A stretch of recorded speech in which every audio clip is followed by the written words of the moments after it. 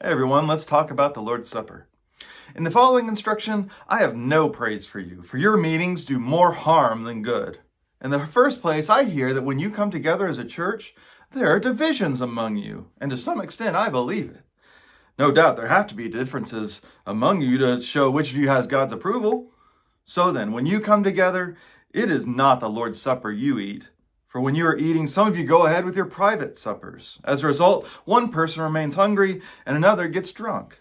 Don't you have homes to eat and drink in? Or you despise the church of God by humiliating those who have nothing? What should I say to you? Should I praise you? Certainly not in this case. So Paul's big mad here. Now the problem is that the biggest time of unity in the church, the central act of worship, the Lord's Supper, is becoming a place of division. There's no community in their communion. And you see how upset Paul is. He's using mockery and sarcasm, right? He says, I hear there are divisions, as if he hasn't spent 4 chapters talking about it, even though some people miss that and actually use that verse to excuse their division.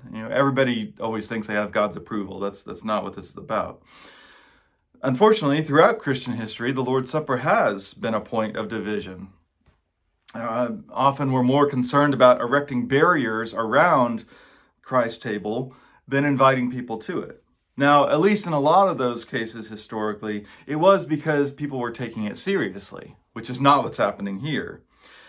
Now, part of understanding what's going on in Corinth is to know that in the first century, the Lord's Supper was taken as part of a meal, just like when Jesus instituted it, right? It was actually a supper. And so the fact that it's a meal isn't the problem, it's how it is or actually isn't shared that's the problem. Remember, this is a house church meeting in the first century. Back then, they didn't have weekends.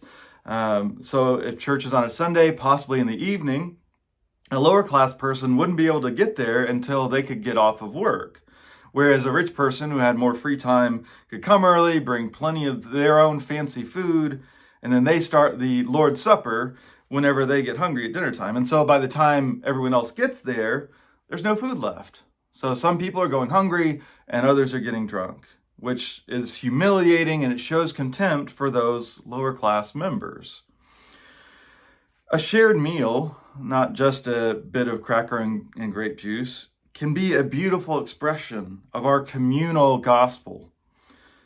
The means themselves aren't what's most important, though, right? It's not exactly what you use or how you do it. We have to ask, do they bring us together, or does that time maintain the world's divisions?